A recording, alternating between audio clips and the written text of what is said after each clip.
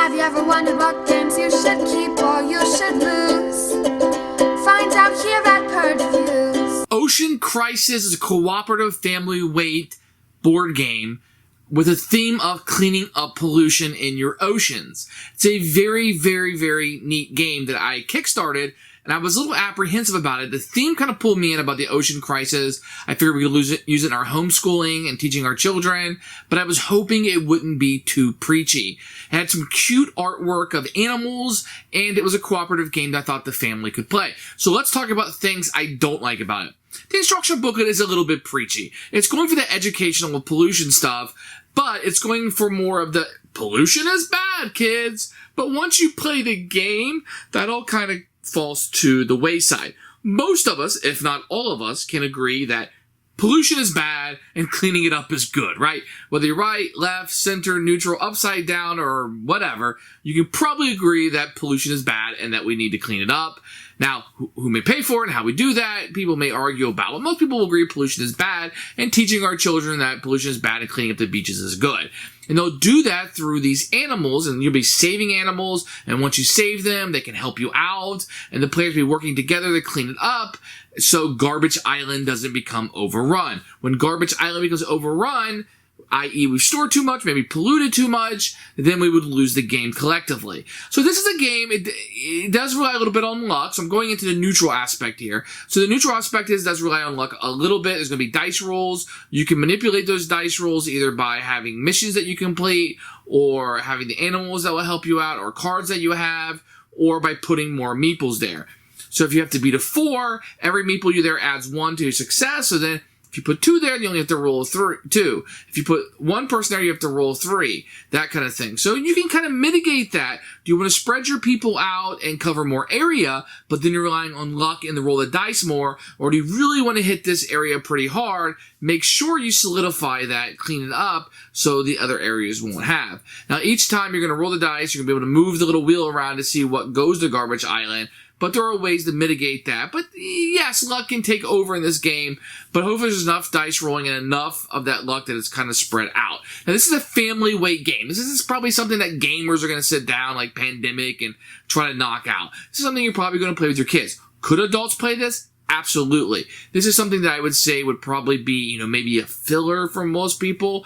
If you're really, really new to games or non-gamer, maybe this would fit. But I think the cutesy artwork may lend itself to children, and it may continue that stereotype of board games are for kids. So I'm going to review this as if it's a family weight for kids type of board game, and I think it succeeds on all level. Most of us are looking for good educational games. This is a great educational game. Now the education, isn't mathematics or science. It's more about polluting is bad and we can fix it and clean it up. It doesn't give you strategies of how to clean it up or anything, but it does bring us a problem and say, look, you can be a part of it. And that's kind of where the education will stop, but it brings awareness to something more than educating on how to do that. But there is recycling in here, and you got clean up the beaches. Here's how you save the turtles. So there's a lot of things that children can be taught about pollution and how to save it. Very, very good, because there's actually a game. It's not a roll and move.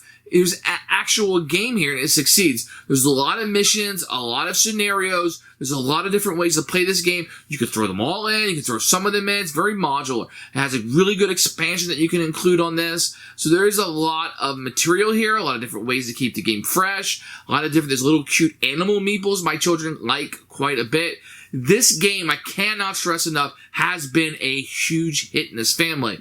This is one of the classic games now in our family. When I got it, I was like, oh my gosh, it's going to be preachy. I really wasn't into it. But when we sat down to play it, there are a lot of decisions to make, how you're going to mitigate that luck. The rolling of the dice kind of gives you that tension moment. The scenarios and missions add a lot to the game. This is a really fun one. Now, I don't normally say this. Yes, there's plenty of content in that base game. You're going to have a lot of variety. I think you'd be happy if you didn't know anything else existed. But if you can get more of the stuff, I really feel it helps this game out. Some of the expansion stuff and promo stuff I feel like is really, really good. And this is one of those things where I might tell you, hunt down all that stuff that's well worth it. I cannot go on about this game enough. This is a great children's game. If you're looking for a cooperative game for your kids that is not mass market, has actual decisions, and will be a stepping stone to other cooperative games, I will tell you, seek this one out. Search it out. I'm not sure we can find it. As far as I know, it's Kickstarter only. Maybe we can find some copies. But this is one of those classic children's board games that I'm going to say you need to seek out, and nearly every children should have. Now listen, this is one of those go-to cooperative children games for me. This is top of the heap. If not one, definitely in top 5 children cooperative games. Check this one out. Ocean Crisis, 2 to 5 players, 8+, 30 to 60 minutes. You can see the pollution, everything going on, and we're trying to save the animals. So pretty good cover here, what you're going to have. We're going to have a rule book, which they call a guidebook, which we'll look at in a few minutes. This is going to be the puzzle board, which we'll put this together in just a few minutes. You're going to get a bunch of these tiles that you'll pull out. These are the roads that you're playing. Pretty thick, a little bit small, but very, very nice, very nice. You're going to have some cards that will be utilized for the round. And you'll also utilize these for abilities that you can earn during the game. Very nice card stock. The artwork on them is very cute, very kid-friendly. So I like those quite a bit. You will get a bag here. It's a really nice bag, actually. And you can put your hand in it. My big old hand actually fits in it. You can pull these tiles that look really good. They're all double-sided. Both sides mean something different, which is nice. And this was really odd, I thought. It came in like this brown bag. And this is kind of like all the goodies in here. So I'll need to organize it differently. You have some big wooden pieces. You have the meeples that are in here. You have some of the animals that are mission specific. The crab tiles. All kinds of little tokens and stuff in here. And then you're also going to get this player aid that will be utilized around, which is very, very helpful. And these are all the missions that come with it. So there's 3 missions and 3 scenarios, which I'll go over all of these in a different video. But just kind of note that they're there. So very nice stuff. This is all very good quality. I like what's here. It's very, very attractive. Here's the guidebook, which is really a rule book. You can see the cover of the box. You're going to have some table of contents here. The books will get really, really preachy about saving the environment and recycling. There's a little cartoon that kids can read. Components, all with pictures, which is really, really nice and appreciated. Here's how you set up the game. Kind of gives you an overview of what everything does. Here's the different steps. Depending on the number of players, you need different color meeples. It's always 10 meeples in every game, but it kind of breaks it down how you should do that. And then it goes you through the setup of a game round, how you play it. Plenty of examples and little cartoons telling you what to watch out for. Be careful. Some of the rules are in these cartoons, so you want to make sure you read them. Goes through the action phase, how things move, and then how to end the game and win it. It has an appendix here with all the different tiles and the little abilities that you can get and what they do. The enhancement cards that you can earn, what they do. Still don't know what reusable products is. I really don't understand it. We'll get into that later. And it has difficulties for the game. This is excellent. This is just excellent how they broke everything down. And then this will explain how the missions and scenarios work. You can't use just the cards. There are rules in here that you're going to need to know. Here are the scenarios that you can go through. And then some more propaganda that they want to do with Crisis Without Borders and how to recycle and stuff. It very much appreciated. And a little bit about the characters in the game and who they are and what. And this artwork on the back.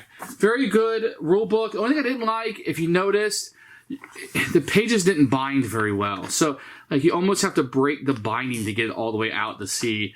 I didn't really care for that. It almost feels like a real book. You see how it has this on it?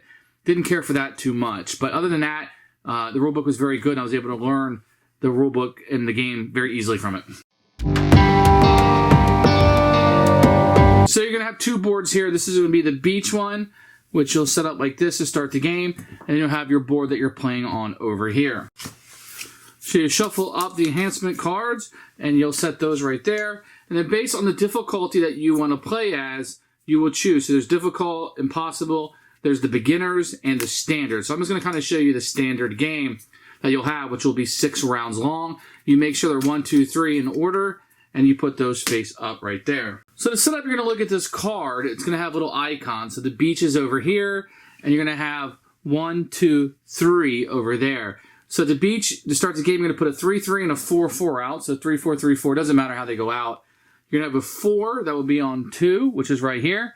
And you're going to have a 5-4-4 that's all printed on this card. So once you have that, you're going to finish putting out all the tiles of the game, and you'll be ready to start. So at the beginning of each round, you're going to flip over the next card, and you will add whatever it is. So to the beach, you'll add +2. To level 3, you'll multiply. So there was 3 there, you add 3 more. If there were 2, you would add 2 more. So we need to look at the multiplier versus the plus. So here you would add, multiply whatever is at 3, and then +2 to whatever is at 4. So just kind of know that's the first thing that you would do is you would take this card. Now the first round's already set up. It's just part of the setup of the game, so be aware of that. Now everybody's going to have meeples, a number of meeples based on how many players you're playing with that you would be putting out. You can put them here to build roads, or you can put them directly on the tiles in order to fight the garbage and pollution that is there. Be mindful that more than one of these can be on here.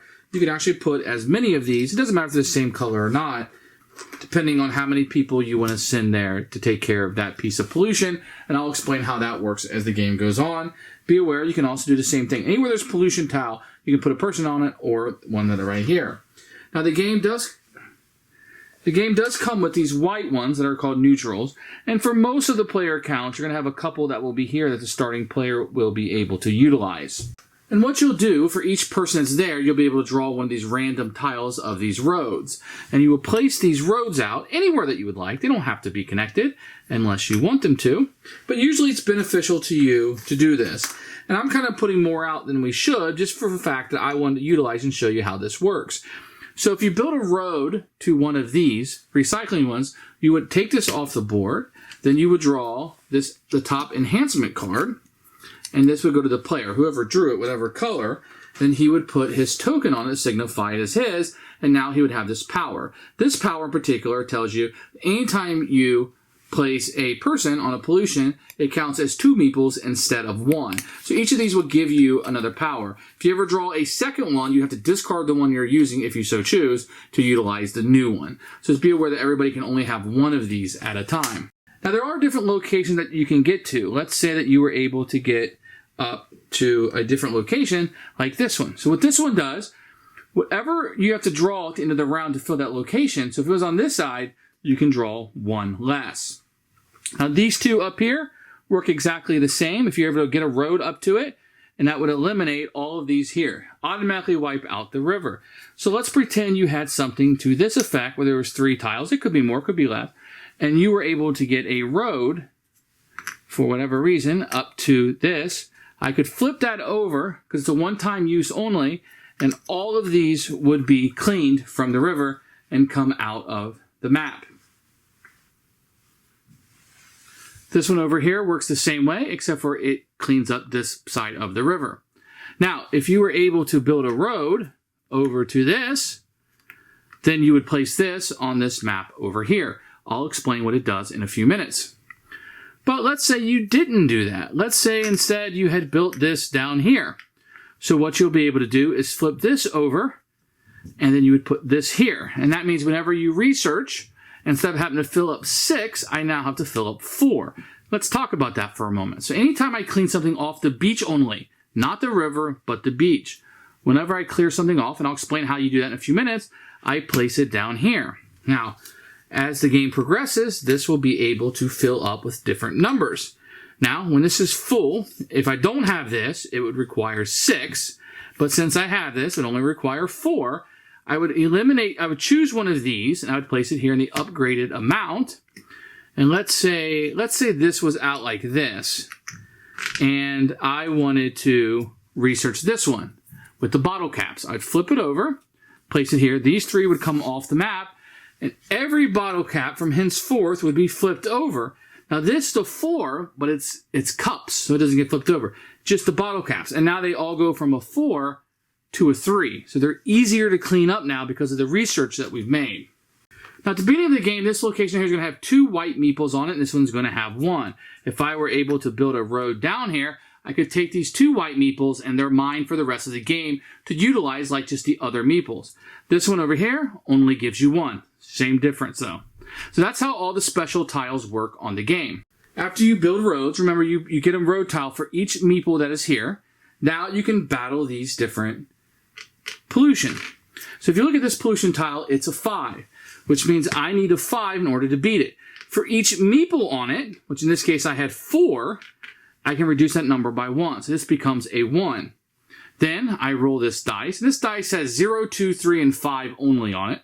and I roll it. I add that, so 1, 2, 3, 4 plus the 3 is 7. I've met it or exceeded it.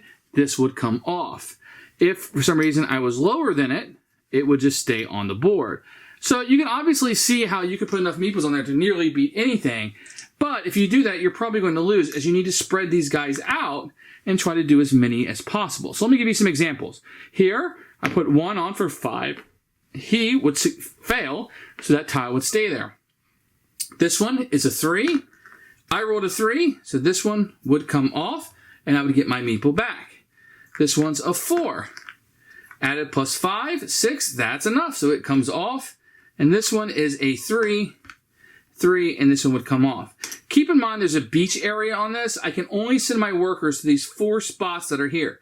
The rest of these are in the ocean, and I'm unable to reach them with my meeples. Then what's going to happen is everything from level 3 will move to the beach. Level 2 will move to level 3. Level 1 will move to level 2. So everything's going to have this progression of where it's going to meet.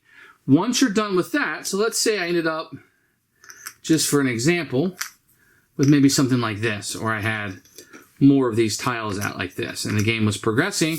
So the last thing you do in a round is roll the pip dice, and you turn this that many times, 1.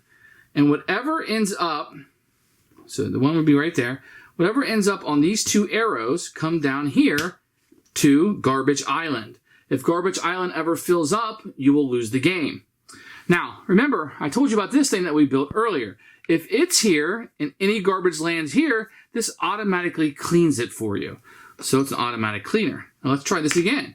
Let's say I rolled a 2. 1, 2.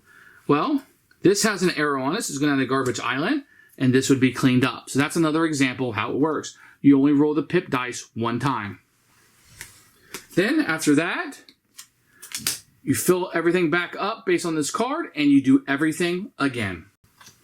There are missions and scenarios that come with this game. I'm going to showcase these in a different video, but know that there is the basic game. You have 4 different difficulty levels, and you have 3 missions and 3 scenarios that come with this. So be aware there's a lot to play in this box.